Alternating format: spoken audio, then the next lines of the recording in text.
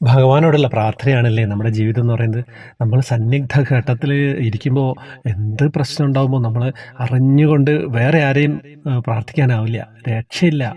നമുക്ക് പ്രാർത്ഥിക്കണമെങ്കിൽ നമ്മുടെ ജീവിതം മുന്നോട്ട് പോകണമെങ്കിൽ ചില സമയത്ത് നമുക്ക് ഭഗവാനെ മുറുകെ പിടിച്ചേ പറ്റുള്ളൂ അല്ലേ. അങ്ങനെ ഒരു അനുഭവം അയച്ചു തന്നിട്ടുണ്ട്. ഹരേ കൃഷ്ണ, നമസ്കാരം ശ്രീകാന്തേ. എൻ്റെ പേര് ശോഭലത. ഞാൻ ത്രിമധുരം ഗ്രൂപ്പിലെ അംഗമാണ് കേട്ടോ. കഴിഞ്ഞ മാസവും ഞാൻ കൃഷ്ണാനുഭവം എഴുതി അയച്ചിരുന്നു. അത് വായിക്കുകയും ചെയ്തു. 2 ആഴ്ച മുമ്പിട്ടായിട്ടുള്ള ഒരു അനുഭവമാണ് കേട്ടോ ഞാനിപ്പോൾ പറയുന്നത്. ഞാൻ ഹൈപ്പർ തൈറോയിഡിസത്തിൻ്റെ ചികിത്സയിലാണ്.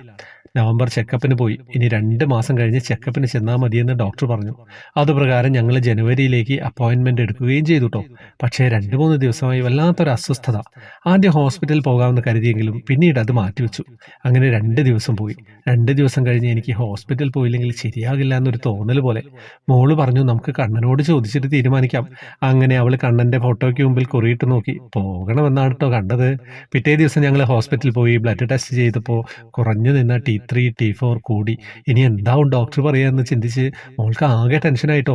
അവിടെ ഇരുന്ന് അവൾ കണ്ണനെ വിളിച്ച് പ്രാർത്ഥിക്കാൻ തുടങ്ങി. ഞങ്ങളുടെ ടോക്കൺ 39 ആയിരുന്നു കേട്ടോ.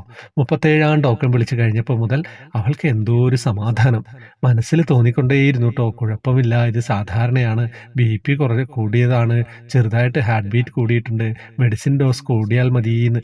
ഞങ്ങളുടെ ടോക്കണായിട്ടോ. ഞങ്ങളുടെ കൺസൾട്ടേഷൻ കയറി. ഡോക്ടർ പറഞ്ഞതോ മോളുടെ മനസ്സിൽ തോന്നിയത് അങ്ങനെ തന്നെ പറയും പോലെ. വീട്ടിലെത്തിയിട്ടാണ് മോൾ എന്നോട് കാര്യം പറഞ്ഞത്. ഞാൻ ശരിക്കും ഞെട്ടിപ്പോയി. അമ്മേ, എൻ്റെ മനസ്സിൽ തോന്നിയത് നോക്കി വായിക്കുന്നത് പോലെയായിരുന്നു ഡോക്ടർ പറഞ്ഞത്. എൻ്റെ മനസ്സിൽ തോന്നിപ്പിച്ചത് കണ്ണനാവുമല്ലേ അമ്മേ? അപ്പോൾ മോള് ചോദിച്ചു. അത് പറഞ്ഞ് ഫേസ്ബുക്ക് നോക്കിയപ്പോൾ കണ്ണൻ്റെ ഫോട്ടോയും അതിൻ്റെ താഴെ നിൻ്റെ ഹൃദയത്തിൽ ഞാൻ വസിക്കുന്നു എന്ന വാക്കുകളും.